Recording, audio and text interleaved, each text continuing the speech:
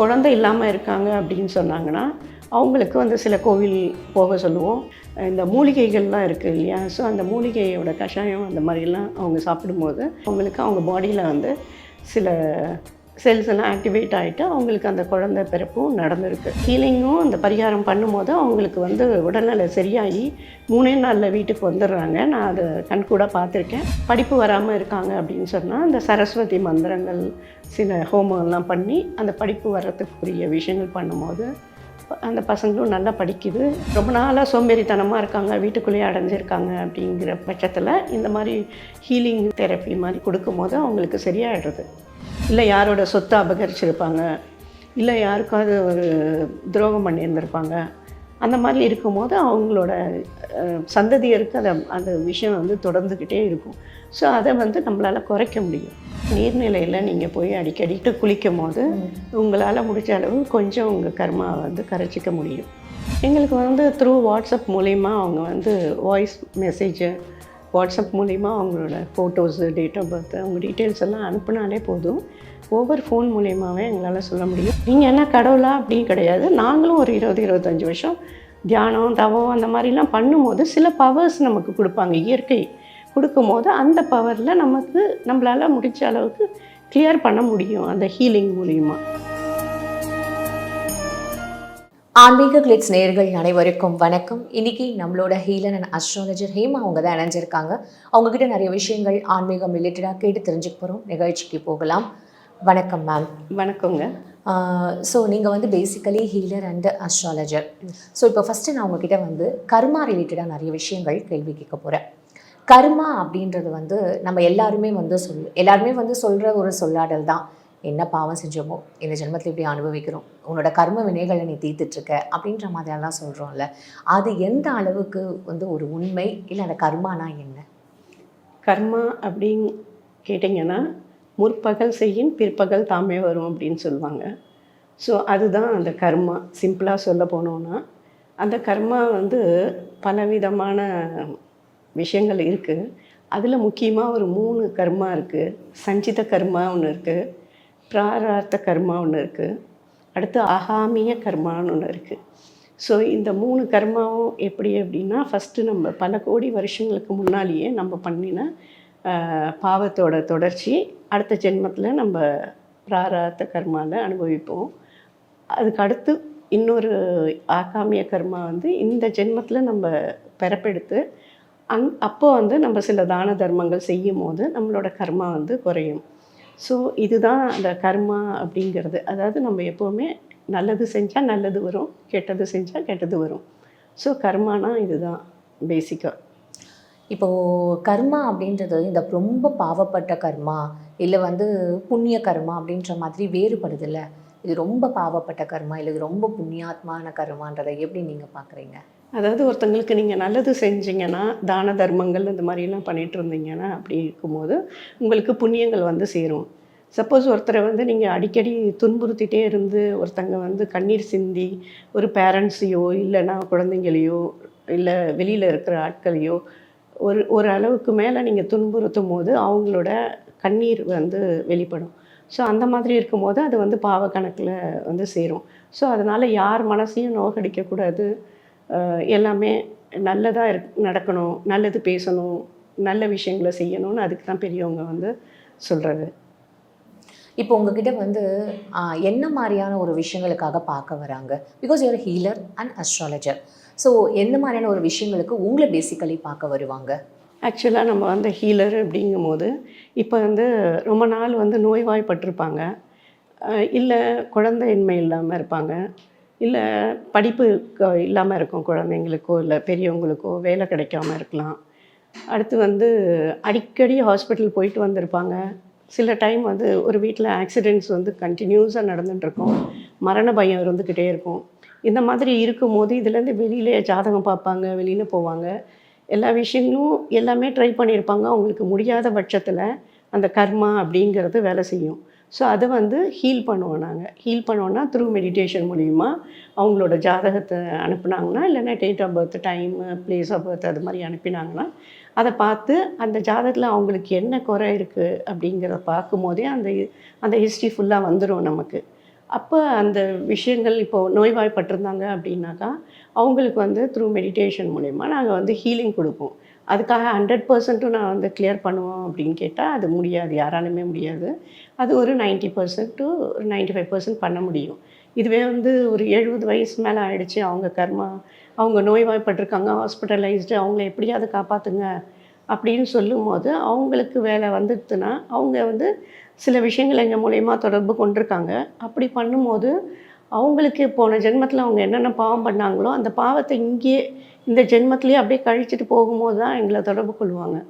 So அப்படி பண்ணும்போது நாங்கள் வந்து ஹீலிங் மூலயமா அவங்களுக்கு வந்து சரி பண்ணும்போது அவங்க அடுத்த கட்டத்துக்கு நகருவாங்க. அதாவது அவங்க வந்து யாருக்கோ ஒரு துன்பம் பண்ணதுனால தானே அந்த நோய்வாய்ப்படுறது, அப்போ கை கால் வராமல் இருக்கிறது, அதாவது ஹாஸ்பிட்டலைஸ்டாக இருக்கிறது, அப்படி இருக்கும்போது அந்த விஷயங்களுக்கு ஹீலிங் கொடுக்கும்போது அவங்க எண்ணி வந்து அதுக்கு சில பரிகாரங்கள்லாம் இருக்குது. அதை வந்து பரிகாரமே எல்லாத்துக்கும் சரியாக வரும் அப்படின்னும் சொல்ல முடியாது. ஸோ நம்ம வந்து ஹீலிங் கொடுப்போம். ஹீலிங் கொடுத்துட்டு சில பரிகாரங்களும் சொல்லும்போது அது வந்து சிவன் சம்மந்தப்பட்ட விஷயங்கள். ஸோ அந்த ஹீலிங்கும் அந்த பரிகாரம் பண்ணும்போது அவங்களுக்கு வந்து உடல்நிலை சரியாகி 3 நாளில் வீட்டுக்கு வந்துடுறாங்க. நான் அதை கண்கூடாக பார்த்துருக்கேன். கொஞ்சம் பேருக்கு பண்ணி கொடுத்துருக்கேன். அது வந்து ஈஸியாக அவங்க ஹாஸ்பிட்டல்லேருந்து வெளியில் வந்திருக்காங்க.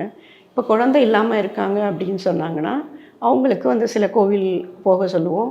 இந்த மூலிகைகள்லாம் இருக்குது இல்லையா? ஸோ அந்த மூலிகையோட கஷாயம் அந்த மாதிரிலாம் அவங்க சாப்பிடும்போது அவங்களுக்கு அவங்க பாடியில் வந்து சில செல்ஸ் எல்லாம் ஆக்டிவேட் ஆகிட்டு அவங்களுக்கு அந்த குழந்தை பிறப்பும் நடந்திருக்கு.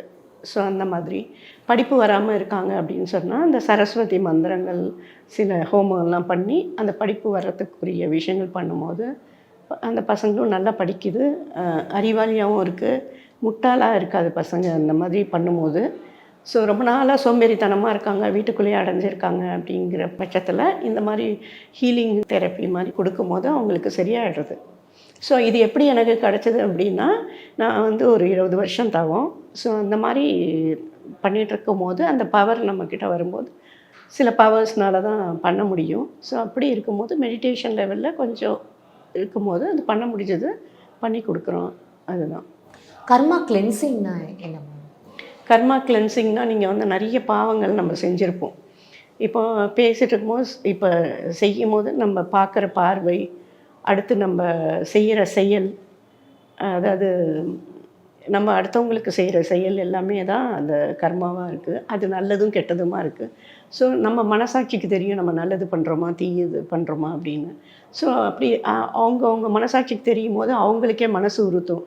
ஸோ அந்த மாதிரி டைமில் இருக்கும்போது அவங்க வந்து எங்களை தொடர்பு கொண்டு இது மாதிரி இந்த தப்பு பண்ணிட்டேன், தெரிஞ்சே அந்த தப்பு பண்ணிட்டேன், ஸோ அந்த தப்புலேருந்து கடைசி வரலும் என்னால் மீளவே முடியல, எங்கே போனாலும் எனக்கு நிம்மதியே இல்லை அப்படின்றவங்க இந்த கர்மா கிளென்ஸ் பண்ணும்போது, கர்மா கிளென்சிங் என்ன அப்படின்னா த்ரூ மெடிடேஷன் மூலிமா பஞ்சபூதங்கள் நீர், நிலம், நெருப்பு, காற்று, ஆகாயம் இருக்கு இல்லையா? ஸோ அந்த பஞ்சபூதங்கள் வந்து இயற்கையோட சக்தி. ஸோ அது வந்து பஞ்சபூதம் அப்படின்னாலே இயற்கை தான். அந்த இயற்கையை நம்ம வந்து கடவுளாக வழிபடும் போது அந்த கடவுள் வந்து நம்ம மூலயமா அந்த சில விஷயங்கள் வந்து அவங்களுக்கு வந்து த்ரூ வாட்டர்லேயோ இல்லை அந்த 5 எலிமெண்ட்ஸை வச்சு நாங்கள் வந்து ஹீலிங் கொடுப்போம். அது வந்து கண்ணுக்கு வந்து தெரியாது, நம்ம வந்து சொல்ல தான் முடியும். ஸோ அந்த மாதிரி பண்ணும்போது க்ளீனாக அவங்களுக்கு குணமாயிடுறது. எந்த மாதிரியான கர்மாக்கள்லாம் உங்களால் இதில் குணப்படுத்த முடியும்? இந்த கர்மாலாம் என்னால் குணப்படுத்தவே முடியும், இதெல்லாம் என்னால் கண்டிப்பாக பண்ணவே முடியாது, என்ன தான் பண்ணாலும் அப்படின்ற மாதிரியான விஷயங்கள்லாம் இருந்திருக்கா? அந்த மாதிரி இருக்குது. அதாவது ரொம்ப தீய செயல்கள் போய் ஒருத்தங்களை வந்து அழிக்கிறது, ஃபுல்லாகவே அழிச்சிடுறாங்க, உயிரே இல்லை அப்படிங்கிறவங்களெலாம் நம்மளால் பண்ண முடியாது. ஏன்னா அந்த பாவகர்மா நம்மளை வந்து எல்லாத்துலேயும் பெரிய பாவம் வந்து அந்த கொலைபாதகம் அப்படிங்கிறது தான்.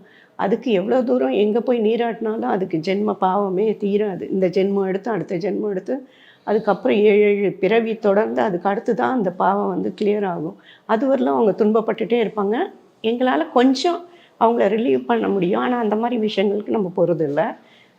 ஏதோ இந்த நோய்வாய்ப்பட்டிருந்தாங்க, இந்த குழந்தை இல்லாமல் இருக்காங்க, இல்லை டிப்ரெஷனில் போயிட்டாங்க, ரொம்ப டிப்ரெஷனாக இருக்குது, சில லேடிஸு இருக்காங்க, சில ஜென்ஸும் இருக்காங்க, சில குழந்தைங்கள் மென்டலி ஏதாவது ஒரு விஷயத்தில் திடீர்னு அவங்களுக்கு வந்து பாதிப்பு ஏற்படுது அப்படிங்கிற பட்சத்தில் அவங்கள வந்து நம்மளால் அந்த குணப்படுத்த முடியும் த்ரூ ஹீலிங் மூலயமா. அது வந்து அந்த கர்மா அந்த ஜாதகத்தில் பார்த்தீங்கன்னா அந்த கர்மா இருக்கும் அதில் என்ன இவங்க பண்ணியிருக்காங்கன்னு அப்படி இருக்கும். இவங்க என்ன தப்பு பண்ணியிருக்காங்கங்கிறது ஜாதகம் பார்த்தாலே உங்களுக்கு கிளியராக வந்துடும். அவங்களோட முப்பாட்டனார் அவங்களோட ஹிஸ்ட்ரி எல்லாம் ஒன்று ஒன்றா பார்க்கும்போது பார்த்தீங்கன்னா வரும். அப்படி வர்றச்ச அந்த கர்மா என்னத்தினால இவங்க இப்படி பண்ணியிருக்காங்க அப்படின்னா, இல்லை யாரோட சொத்தை அபகரிச்சிருப்பாங்க, இல்லை யாருக்காவது ஒரு துரோகம் பண்ணியிருந்திருப்பாங்க.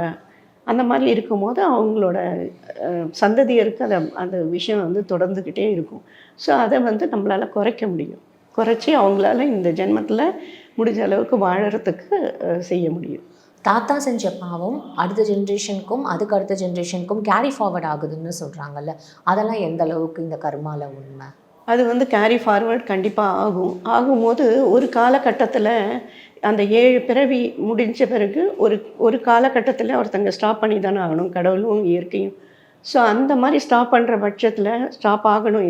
இதோட முடிஞ்சிடணும். எங்கள் வீட்டில் அடுத்த வந்து கெட்டது எதுவுமே நடக்காமல் நல்ல கர்மாவாக இருந்து நம்ம வந்து அடுத்த ஜென்ரேஷனுக்கு நல்ல விஷயங்களும் நல்லதை நம்ம செஞ்சுட்டு போகணும் அப்படின்னு நினைக்கிறவங்க நினைக்கும் போது அப்போவே அந்த விஷயங்கள் வந்து நல்லது நடக்க ஆரம்பிச்சிடும். இந்த ஹீலிங் மூலிமா பண்ணும்போது அடுத்த ஜென்ரேஷன் வரும்போது அவங்களுக்கு உரிய நல்ல விஷயங்கள் நடக்கும்.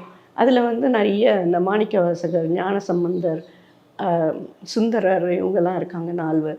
ஸோ அந்த மாதிரி சில பரிகாரங்கள் சில பதிகங்கள்லாம் படிக்கும்போது ஆட்டோமேட்டிக்காக அந்த கர்மா வந்து கொஞ்சம் கொஞ்சமாக குறையும். எளிமையான ஏதாவது ஒரு பரிகாரம் சொல்வீங்களா? எளிமையான பரிகாரம் அப்படின்னா, நீர்நிலையில் நீங்கள் போய் அடிக்கடி கடல் தண்ணி உப்பு தண்ணியில் போயிட்டு குளிக்கும் போது உங்களால் முடிஞ்ச அளவு கொஞ்சம் உங்கள் கர்மாவை வந்து கரைச்சிக்க முடியும். இது உண்மையாம? கண்டிப்பாக உண்மை தான். இது வந்து நடந்திருக்கு. நீங்கள் வேணால் ட்ரை பண்ணி பாருங்கள். ஸோ பீச் தண்ணியில் கால் பட்டால் கூட போதுமா, இல்லை ஃபுல்லாக? பீச்சில் வந்து போய் நீங்கள் கால் பட்டாலுமே அடிக்கடி தான தர்மங்கள், அதாவது அன்னதானம் பண்ணணும்.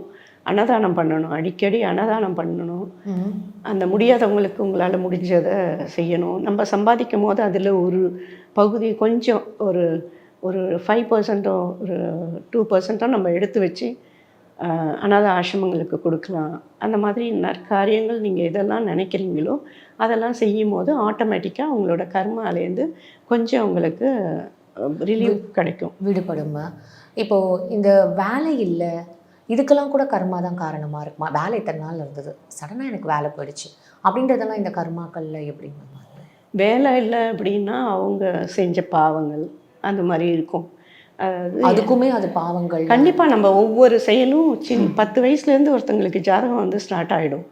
ஸோ அது வரலும் தாய் தந்தையோட நிழலில் இருப்பாங்க பசங்க. அதுக்கப்புறம் அவங்க ஜாதகம் நீங்கள் என்ன சொன்னாலும் கேட்க மாட்டாங்க. நம்ம தான் நினச்சிக்கிறோம் நம்ம பசங்க எல்லாம் நம்மளோடதுன்னு சொல்லி எல்லாமே செய்யணும். அது வந்து கடமையை தவிர நீங்கள் வந்து சொந்தம் கொண்டாட முடியாது. ஸோ அதனால் அவங்கவுங்க கர்மா தொடரும். இப்போ வந்து வேலைக்கு போகல, வேலை கிடைக்கல அடிக்கடி அப்படின்னு போய் கேட்டு பார்த்தீங்கன்னா அவங்க ஏதாவது ஒரு தப்பு கண்டிப்பாக பண்ணியிருப்பாங்க. அது வந்து கடன் மணி அது அது படி வரும். உங்களுக்கு கடன் வரும். அப்புறம் அந்த பண வரவுக்கான விஷயங்கள் தடைப்படும். அப்படி தடைப்படும் போது இந்த மாதிரி விஷயங்கள் வேலை கிடைக்காம அது வந்து அவங்கக்கிட்ட போய் பேசுனீங்கன்னா அவங்களுக்கு தெரியும் அவங்க என்னத்தனால அப்படி வேலை கிடைக்காம இருக்குது அப்படிங்கிறது. ஸோ அதுக்குரிய விஷயங்கள் அவங்களோட டேட் ஆஃப் பர்த்து இதெல்லாம் அனுப்புனாங்கன்னா அவங்க எப்போ வேலை கிடைக்கும் அதெல்லாம் கூட எங்களால் சொல்ல முடியும். இப்போது வேலை ஓகே. நெக்ஸ்ட்டு வந்து இப்போ எல்லாருக்குமே இருக்கிற ஒரு பிரச்சனை, காமனாக எல்லா மிடில் கிளாஸ் ஃபேஸ் பண்ணுற ஒரு பிரச்சனை கடன். நீங்களே சொன்னீங்க அதான். இது எல்லாருக்குமே ஃபேஸ் பண்ணுற ஒரு கடன் பிரச்சனை எல்லாருக்குமே இருக்கே, பணக்காரங்கலேருந்து ஏழைகள் வரைக்கும். அப்புறம் எல்லாருக்குமே இந்த கர்மா அப்படின்றது எப்படி நீங்கள் பார்ப்பீங்க? எல்லாருக்குமே கர்மாங்கிறது ஒன்று வேலை செய்யும். யாரும் இல்லாமல் இருக்கா சொல்லுங்கள்? எல்லாருக்குமே கர்மாங்கிறது வேலை செய்யும். ஏன்னா எப்போவுமே நம்ம நல்லது செஞ்சுட்டே இருக்க முடியாது. ஏதோ ஒரு காலகட்டத்தில் நம்ம தெரிஞ்சோ தெரியாமலோ நம்ம செஞ்சுருப்போம். இதுதான் சொன்னேன், அதாவது புல்லாகி புழுவாகி பாம்பாகி மரமாகி அந்த மாதிரி வருது இல்லையா? மாணிக்க வாசகர் அவங்க இதெல்லாம் சொல்லும்போது தாவரங்கள் ஆகி அதுக்கப்புறம் கடைசியாக தான் அந்த மனுஷ ஜென்மம் அப்படிங்கிறது பிறவி. ஸோ அந்த மனுஷ பிறவியில் நம்ம பிறப்போட வினையை சுமந்துக்கிட்டே வந்துட்டுருக்கோம்.